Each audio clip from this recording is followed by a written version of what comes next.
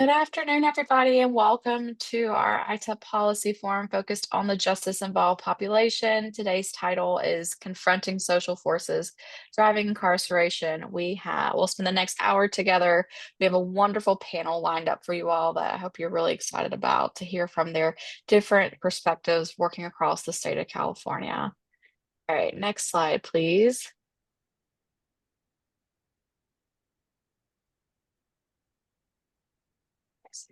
Thank you. And a big thank you to our generous sponsor of this policy forum, Sierra Health Foundation. We have been working on a justice involved project sponsored by the Sierra Health Foundation. And are really grateful for their support of this work and grateful for their recognition of this population that's in need.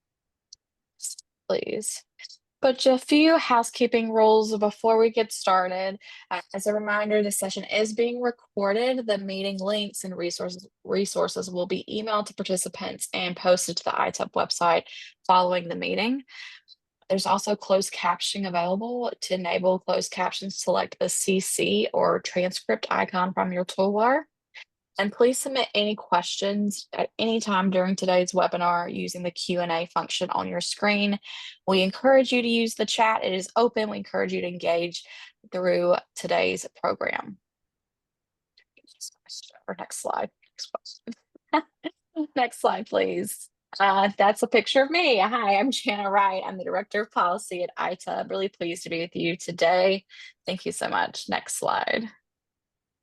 Okay, like I said, our agenda for today is a quick one. I'm just going to do welcome and introductions right now. Please feel free to introduce yourself on the chat with your name, your organization. Would love to hear what you're excited about learning today.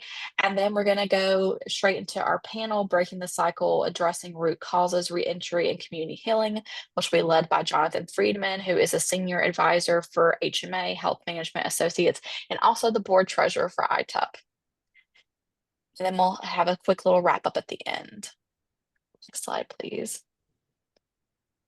So I want to give you a little bit more context for what brings us here today and some of the sponsorship from Sierra Health Foundation, what all that included. So ITEP has been engaging with representatives from Shasta County, Stanislaus, and San Joaquin to talk more about the JI Medi-Cal benefit, which launched in January 1 of 2023. And this allows Medi-Cal coverage to begin 90 days prior to release from incarceration. It's really focused on care coordination, connection to services, and reducing recidivism. As a reminder, California was the first state in the country to be able to offer Medi-Cal benefits or Medicaid benefits to justice-involved populations. So we're definitely a pioneer in this space. And as a reminder too, it's also available to individuals in state prisons, county jails, and in youth correctional facilities. You're going to hear a lot more about this today in the panel, but wanted to give you some context for the conversation. So ITEP hosted three intimate listening sessions with representatives from these three counties. And then also folks from other counties joined too, just to talk about how they are rolling out the justice involved Medi-Cal benefit in their county, which will have to go live in all counties by next year. Next slide, please. So we have a newly released issue brief written by our amazing ITEP intern, Samara. She's a graduate intern working on her doctorate of public health right now, and she put together an incredible report brief we would like to point you to. This is really culmination of all those listening sessions and what we were hearing from other folks about how they're thinking about preparing their counties for this justice involved Medi-Cal benefit. So I encourage you to check that out and to read more in depth about what we learned. All right, next slide, please. But a few things we wanted to point out. So we really talked about these 5 pillars driving incarceration in the report. So the 5 pillars, which probably will not be surprising to any of you here, talked about socioeconomic instability, behavioral health service gaps, substance use and related issues, structural inequities, and community resource deficiencies. We learned, see Dan is on the call, so I'm going to shout him out. Dan got us connected to Jana Center, which is a phenomenal resource in the community that acts as a deterrent for individuals going into an incarceral setting following arrest for a DUI or substance use or possession. And it's a sobering center they have there, and they have done some excellent work. We have the recording up on the website, so highly recommend you check it out. So these listening sessions, as I was saying, we talked about what was happening in those three counties, but also talked about other counties and the innovative things that they're doing in order to uh, help the JI population and really drive some better health outcomes for the population. All right, next slide, please. Now I get to pass it off to Jonathan Friedman. Like I said, he is a senior advisor and board treasurer. We're really happy to have him here. Thank you so much, John, and I'll pass it off to you. Thanks so much. You can hear me? Yes, we can. Thank you. Great. Thanks, Jana. Thanks, Shirley, for putting this together, and Akuna for your policy paper on this as well. We for the last two governors for almost 20 years, we've been on a process of justice reform in California, and of course, in the last 5 to 6 years, we've had an acceleration of that in the building of more intense bridges between the health and social services sector and the carceral settings throughout California. And that's culminated in what's known as the JI initiative in the CalAIM initiative in California. These are enormous systems, 250-year criminal justice system, a 60-plus-year Medicaid program that are starting to have to work together, that have never worked together in the past. We're going to hear from leaders in the field who, from different perspectives. Tracy Neal, a probation leader in Shasta County, Sydney Turner from Managed Care Plan, and Dr. Zweifler from the public health perspective in Fresno County.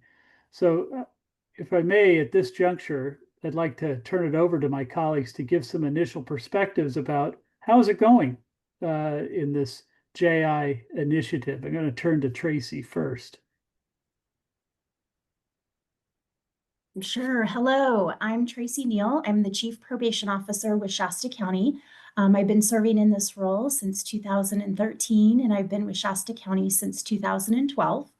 I'm very excited to be here today and talk about some of the work that we're doing in Shasta County, specifically in our juvenile detention facility, our juvenile rehabilitation facility, and talk about our partnerships with our medical providers and our community-based organizations, and what we've been working on and what our plans are to implement this and start to flip the switch for individuals that are in custody and improve services to support their reentry. Hey, Sydney, you want to just introduce yourself and speak about Sure. what you're doing? Sure. Sydney Turner, Director of Public Policy for HealthNet, specific to the Medi-Cal line of business. We are in 14 of the 58 counties here in California, and we have the privilege to serve over 2 million members. So I've been working with many other managed care plans and stakeholders, of course, on this launch of the Justice Evolved initiative. You know, Jana, in her introduction, just spoke to how California, we are the first state to offer these targeted Medi-Cal services in the 90-day pre-release setting in 2023. And then in 2024, managed care plans got to work building a network of enhanced care management providers. Now in 2025, how's it going? We're starting to see these policies, these collaborations, these ideas move into motion and go live. So, you know, statewide, there are a handful of county jails that have gone live. The prison system in 33 counties has gone live just recently in February. And then the fund just keeps going until the end of 2026 when all of those correctional facilities go live. So a lot of deep collaboration with correctional facilities, in some cases, some new partners and enhancing existing partnerships, and working together to make these operational requirements from DHCS a real thing and bring them into fruition with a unique county twist. Dr. Zweifler, can you introduce yourself? Yeah, hi, John Zweifler, family physician. In the past, I did work as a regional medical director with California Department of Corrections and Rehabilitation. Currently working with Fresno County as a medical consultant and working with our county jail and our juvenile facilities. One of my frustrations when I was working with CDCR was that the care that we provided in the prisons, it was very difficult to connect that to what happened when they were released. And CalAIM JI is one of its main initiatives is to connect you to services when you're released. So really important.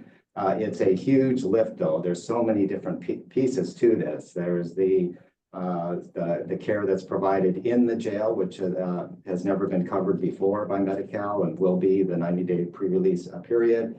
There's the emphasis on the care coordination that is also new. There's coordination between the managed care plans and the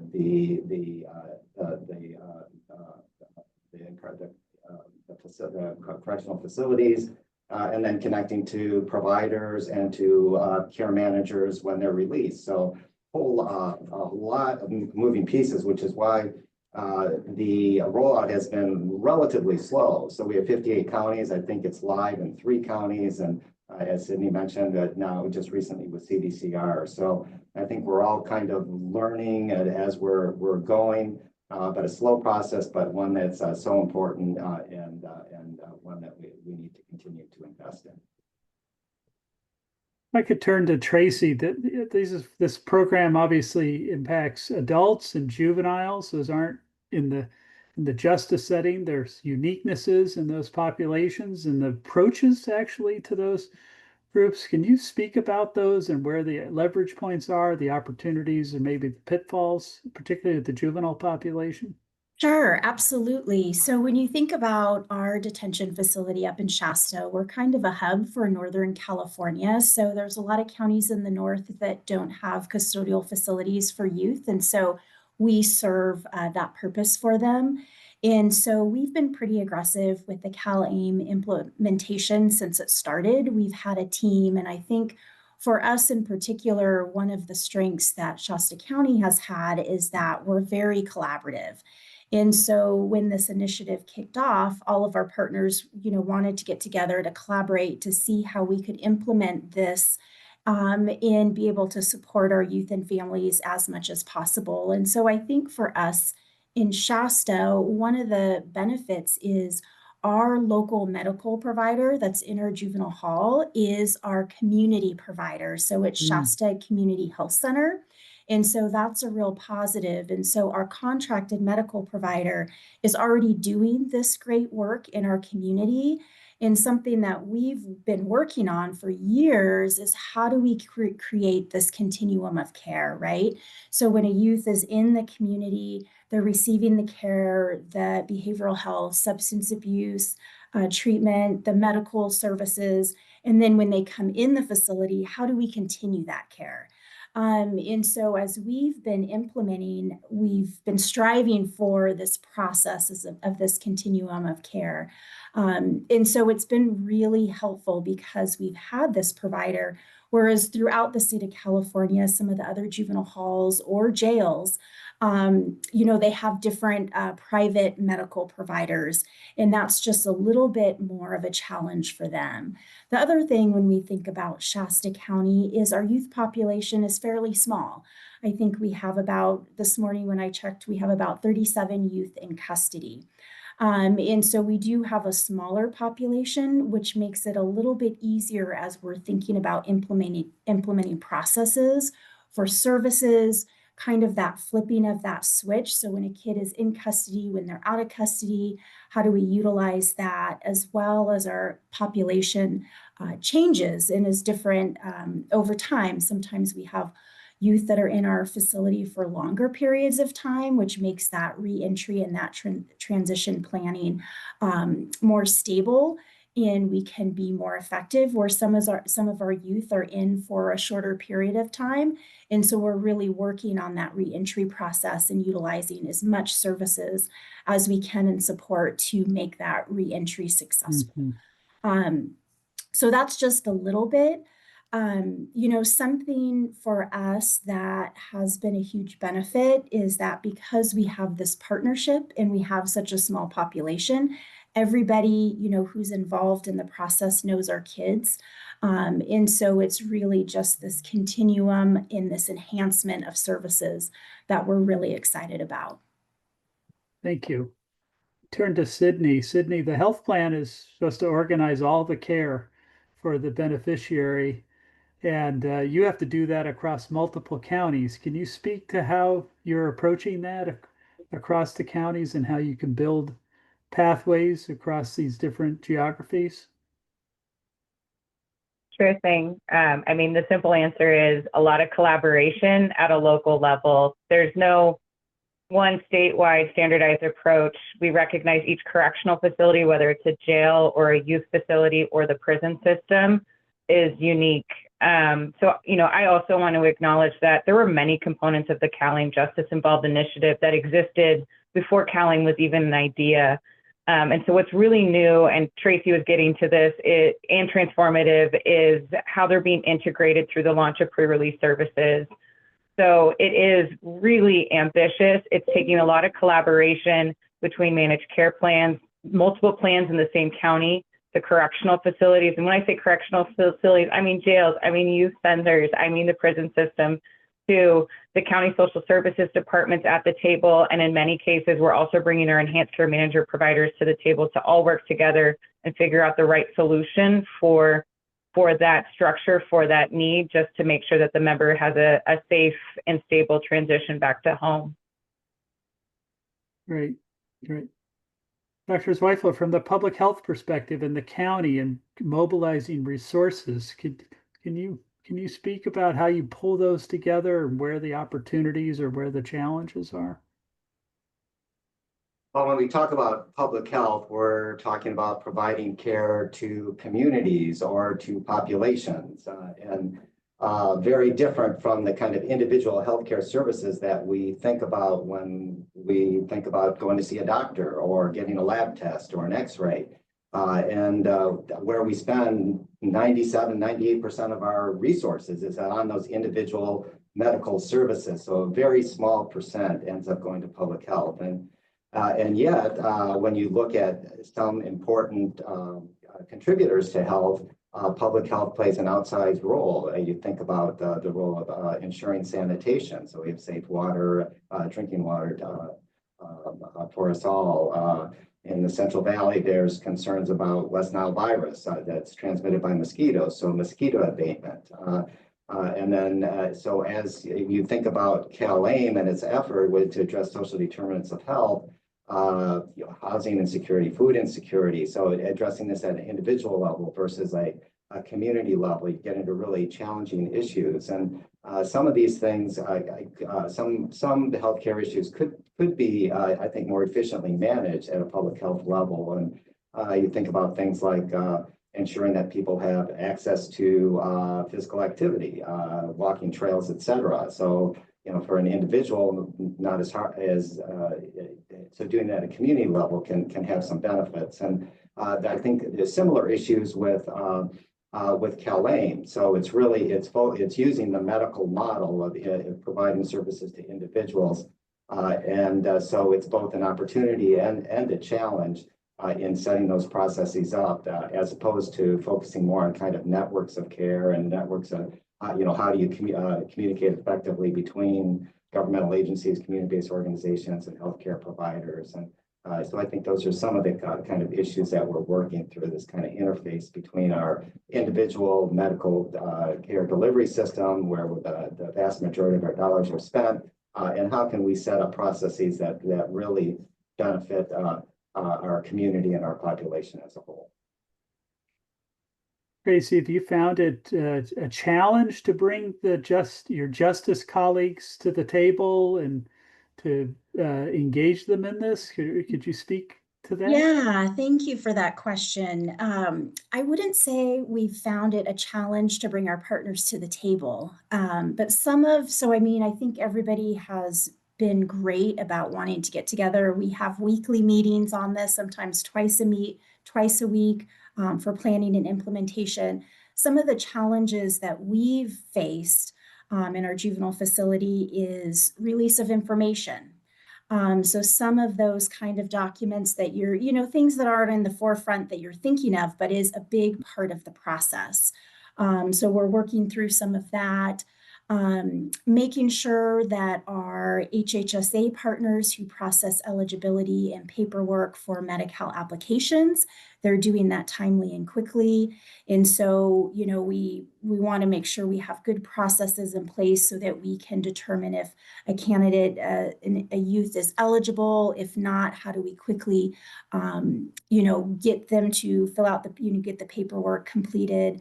And then the other main challenge that we're having while we have a great medical provider on site is the billing. Who will do the billing? Will that be probation, or will they do it as a third party? As well as when we have other providers coming in the institution to provide services, or substance use clinician, or whatever may be going on, how do we make sure all of our CBOs are connected, and we're able to deliver these individualized services? So I mean, those are some of the challenges. And as I said, our population is fairly small. We know our youth in the community. We know them when they're coming into our facility. But with our jail, it's a little bit more of a challenge. They have different challenges on different levels, and it's that population that's coming and going fairly frequently through the jail, whether it's arrest and release.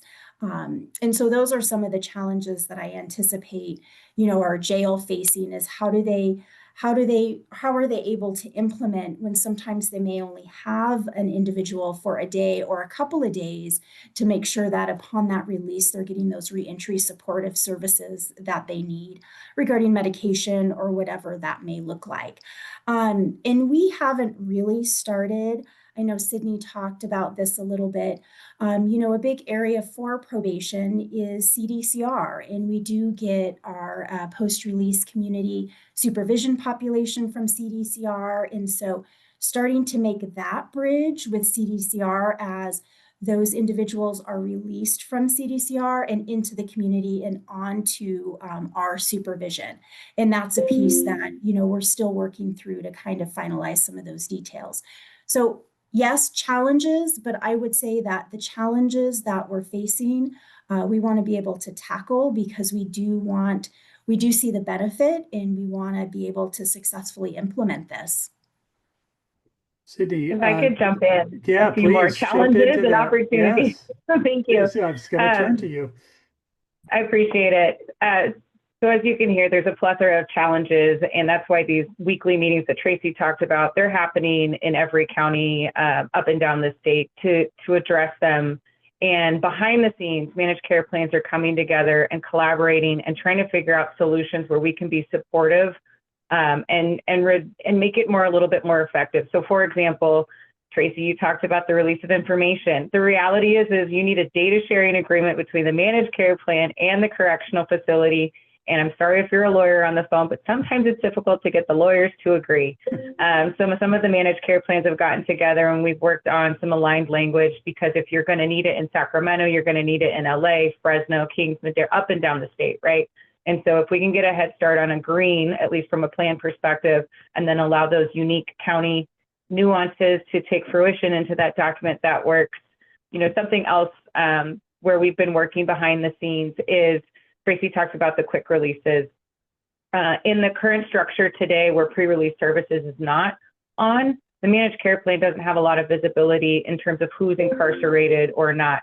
There's a small indicator on our eligibility files, but it really isn't enough information to tell us where this individual is incarcerated, how long is their release date coming up.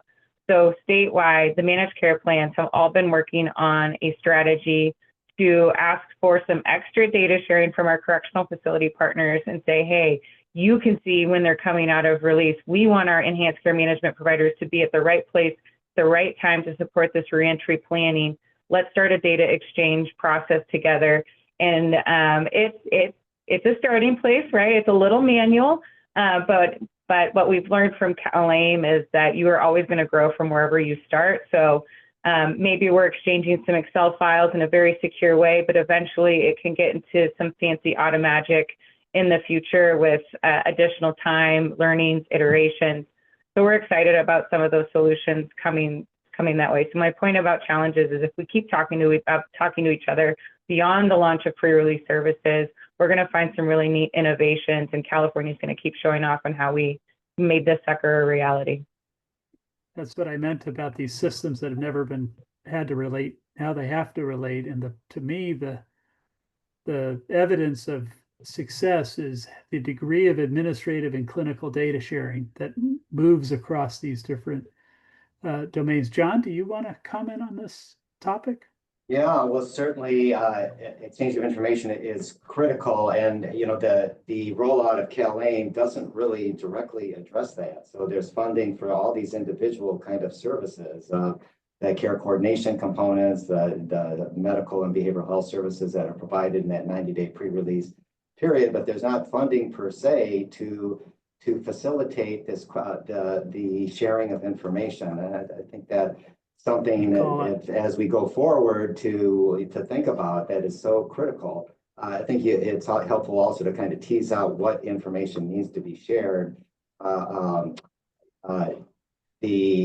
Does someone who's working on housing insecurity need to have access to their medical records? Well, maybe not so much. But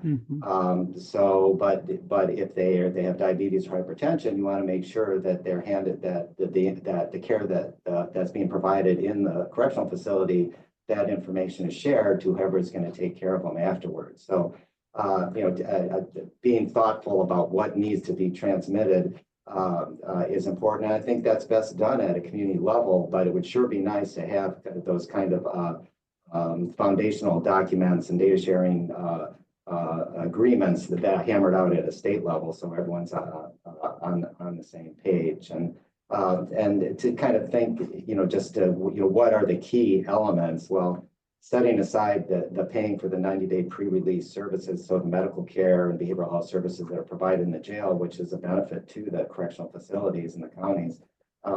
You're talking about medical, so making sure they have a primary care provider when they're released and that they get the information.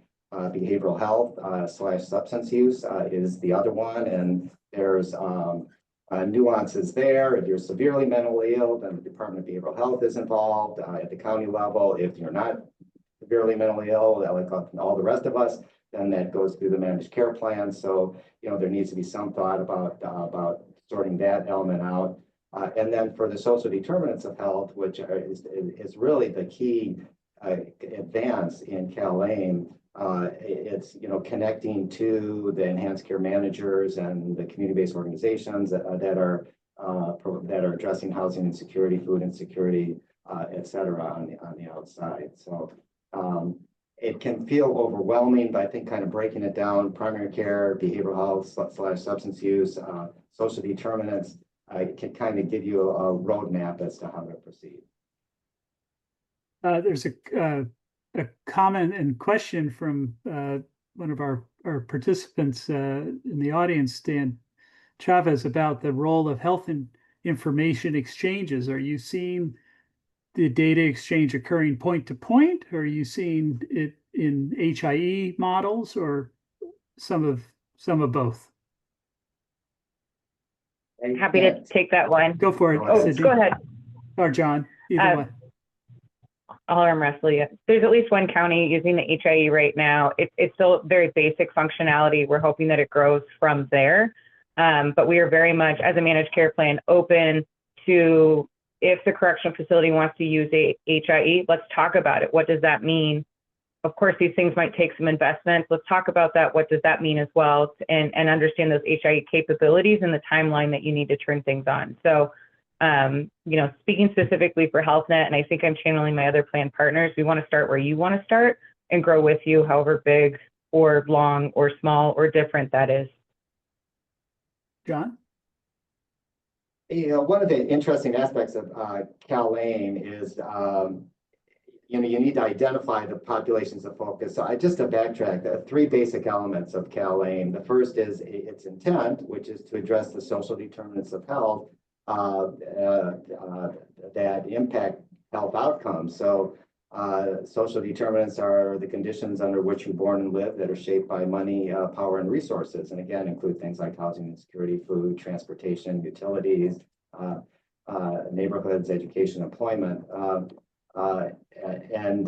So we really haven't addressed that in a systematic way in the past, and it's not really clear who's ultimately responsible for those. There's a lot of overlap. So hospitals have some responsibility, doctors, managed care plans, communities, who's really responsible for that. And I think that's one of the reasons why we have not really tackled it in a systematic manner before. The other is a focus on high-risk individuals, so what are called populations of focus. So the unhoused, those with severe mental illness, substance use, the youth. So our juvenile facilities are well covered. It also is intended to address adults who could potentially stay in the community if they're given enough support, and then the justice-involved population. But those individuals need to be identified, and there's not really funding per se for identifying individuals. So once they're identified, well, okay, then you send you send a referral into the managed care plans, which are relatively complicated in a lot of cases. So the rollout has been really lower than I think people had anticipated. And so as a physician, I speak to my colleagues, even the ones that were working in federally qualified health centers that dealing with Medi-Cal populations. Hey, have you heard of CalAIM? What's that? Yeah, so they're really, it has not really penetrated to being a kind of a fundamental part of our healthcare system. But what's different about CalAIM JI, and why I think there's really hope for it, is that there is that opportunity where everyone who comes in is going to be screened for justice-involved services, which is not the case when you see your doctor. Or show up at a community-based organization, or you go to the social services. One of the things that I think would improve CalAIM would be if there was this kind of systematic screening process that was built in, but not the case currently. But yes, for justice involved, there is that process. And the other reality is when you're talking about justice involved, we're talking about some of the most highest risk, most challenging individuals in our society. And so both the potential benefit of providing these range of services, primary behavioral health, medical, as well as addressing social determinants, there's a potentially huge payoff. So, of all the different aspects of CalAIM, I would say there's potentially the biggest payoff by focusing on the CalAIM JI process. Our colleague Kathy Senderling actually put a question in here. We all are confronting the massive housing challenge across the state in every single community across the state here, but the unique challenges with the reentry population. Kathy made mention of the PC-290, the registered sex offender type of thing. Are there any success stories around that and about reentry and housing and ways to solve the housing challenge? I don't have easy answers for that one. I would just say that we could start, and maybe I'm just reflecting on my own personal experiences, that there's a variety of entities that are addressing housing. So you have the continuum of care that oversees the health management information system and receives funding from HUD. You have Section 8 funding that's run by a different entity. You have behavioral health funding that specifically supports substance use. And you've got shelters for folks for domestic violence, et cetera. But there's not necessarily good communication or connection. So say a community health worker, lead care manager, trying to navigate that, how do they even know whether this individual's already entered into the HMIS system? So I think a good place to start is just by optimizing the housing the housing resources in the community, getting all the different organizations that are providing housing services in a room and have them hammer out an algorithm for all of our community health workers and those who may be part of Cal-AIM and who maybe just be community health workers that, by the way, are also being reimbursed by Medi-Cal now, would be a good place to start. And at least then you would have a better sense of, what is our gaps, our shortfalls, et cetera. Tracy, did you want to touch on that? Sure. Kathy, I think that's a great question. Housing, when it comes to the JI population, is one of our largest challenges, whether you're a youth or you're an adult. And it is, I would say, one of the top contributors to an individual returning to that criminal lifestyle. The JI population comes with a lot of stigma. We've always historically said sober living, transitional housing. We've worked so hard within different communities to provide housing opportunities, but it is a challenge. And I think as we talk in today's world, more supportive housing, permanent housing situations are so important. We have so many youth that leave juvenile detention who have made significant strides in their life and in the rehabilitation process. And now that we have the secure youth track population with the Department of Juvenile Justice closing, we have these individuals that are being raised in juvenile halls in different counties. And when we get to that transition and reentry, getting them into a housing environment that is supportive, that is going to continue and support their reentry process and their rehabilitative process is so significant. And I've seen so many youth and so many young adults do so well, and then they're placed in a housing situation that's not a fit for them.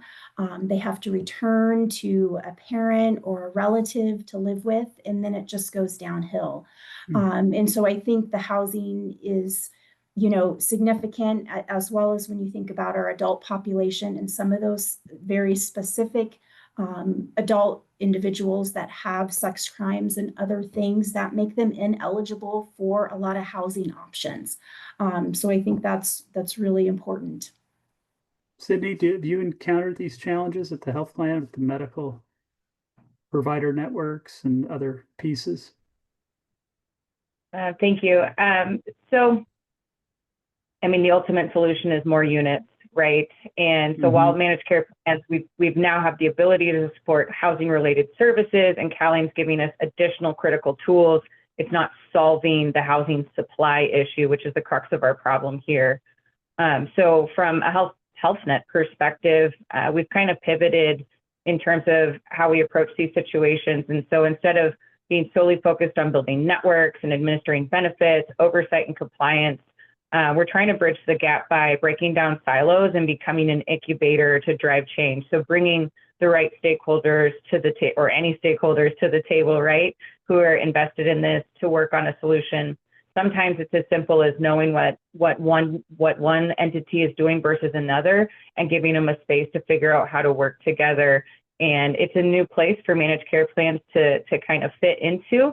But as we've been working on growing Cal-AIM together, we've made a lot of new partners, a lot of new friends, and those conversations continue. So while we can't pay for it, fix the supply issue, we're trying to figure out how we bring all of the tools in said county's toolbox together to help solve tricky scenarios like the one that Kathy brought up in the Q&A. Yeah, and I will say, I think what Dr. John said is so important regarding identifying the population in kind of this individualized treatment plan and reentry plan and pre-release services is so significant, because housing will be a piece of that. And so where, in today's world, a lot of people are coming and going within correctional institutions.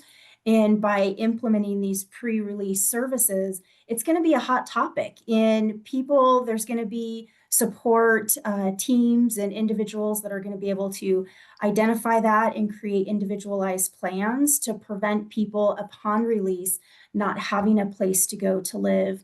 In that first 47 hours upon a release is so significant to determine recidivism and what's going to happen, or if they're going to re-enter or use substances. And so I think just in general, getting back to what Dr. John said about identifying the population, individualized case plans and services are just going to be so important, and hopefully will impact the housing situation as well. Tracy, you may or may not have sightlines into this, but in the juvenile population, have you seen that the juvenile judges have embraced this and they see this as an asset to You know, I managing the think juvenile population?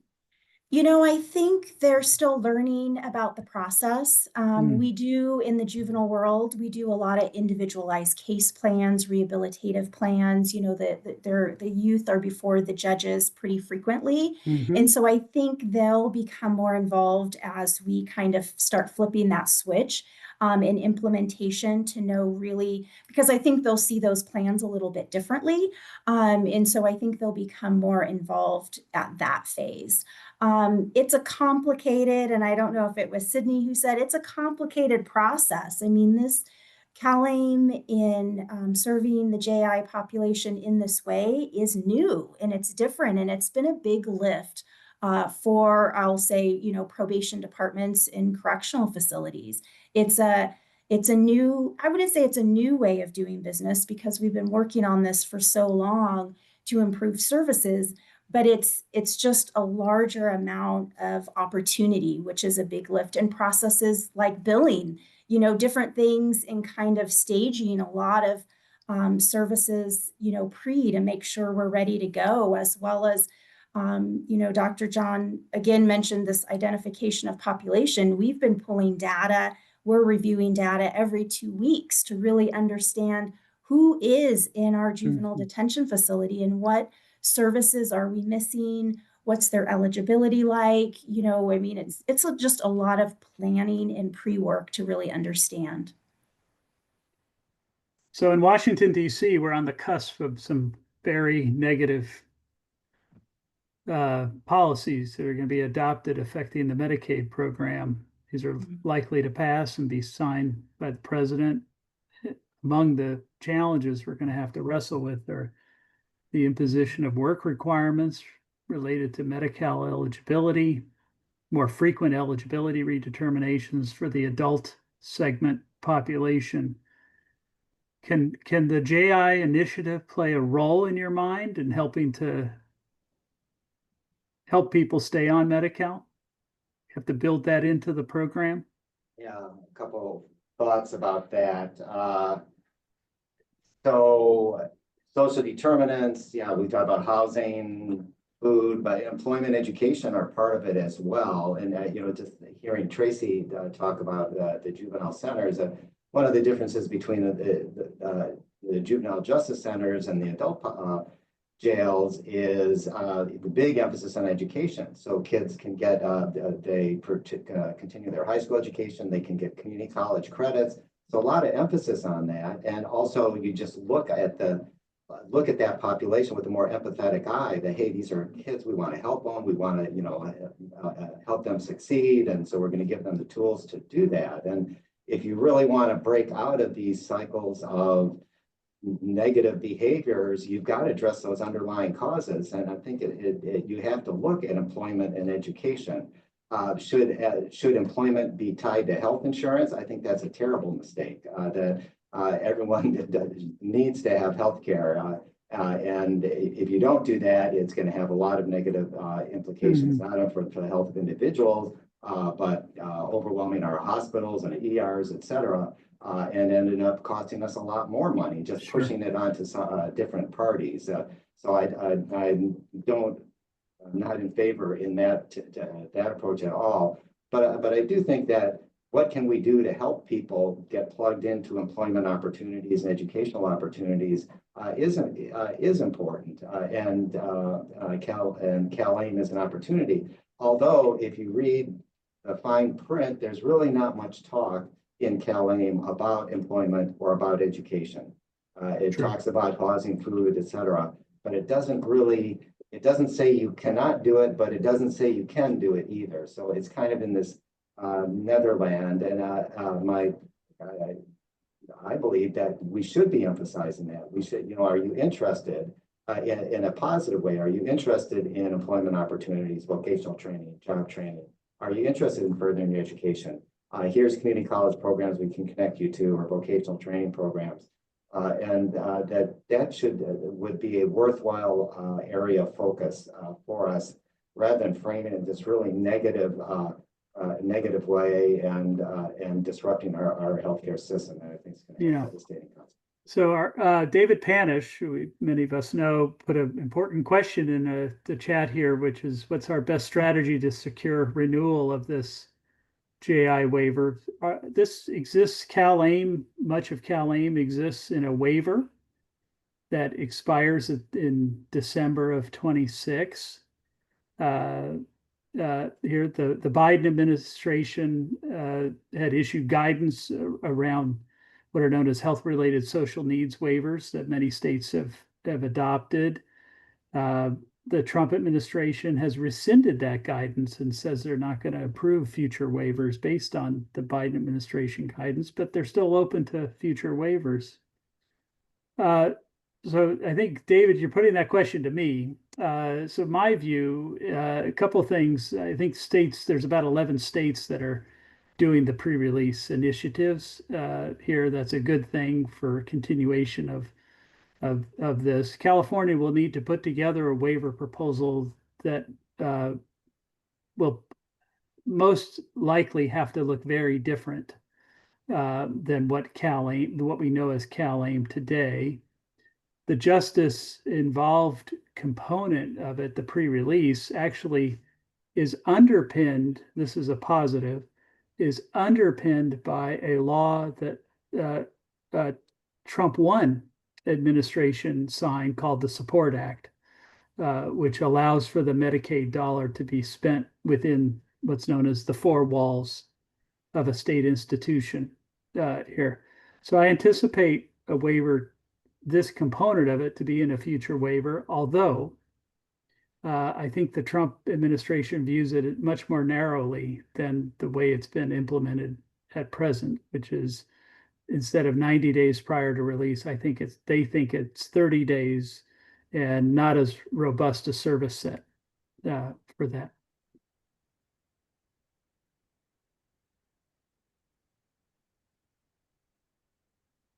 Any other questions?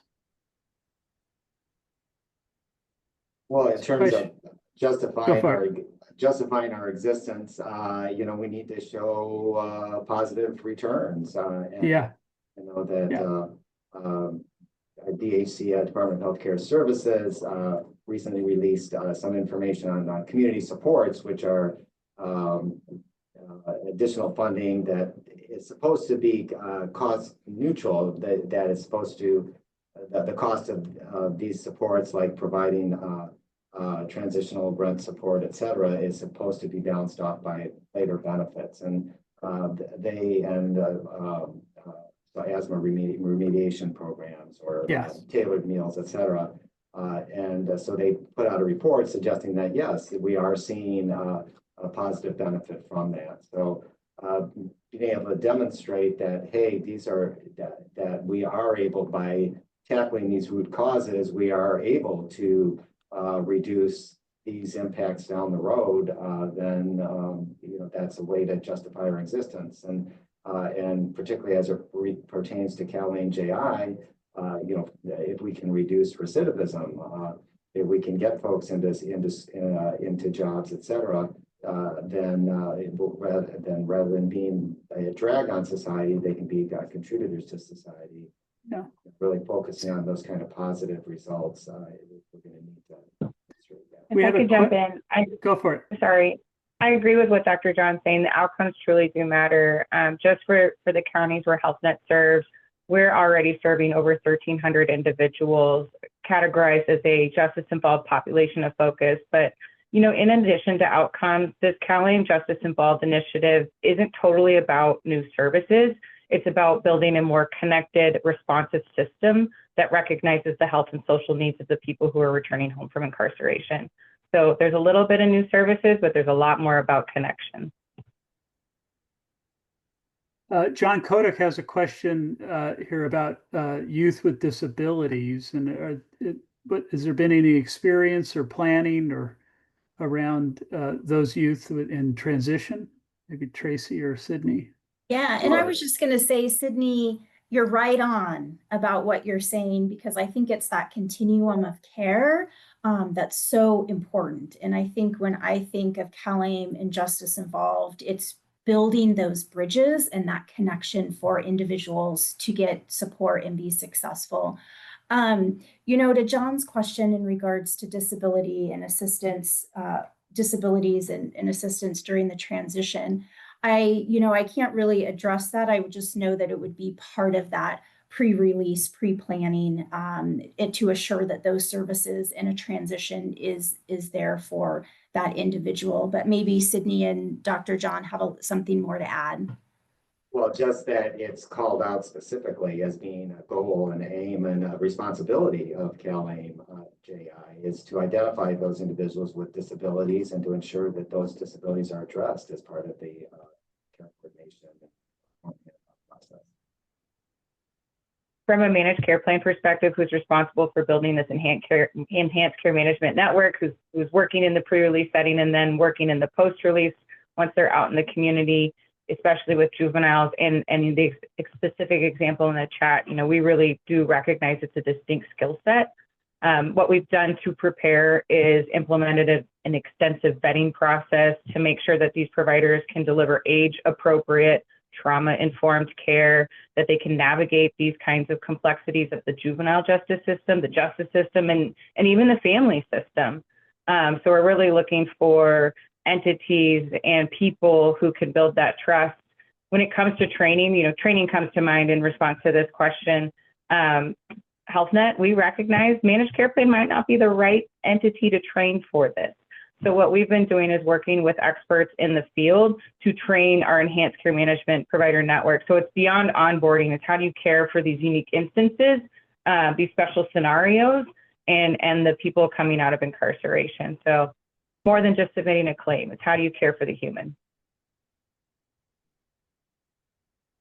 Great. Any closing remarks from our panels? This has been fantastic.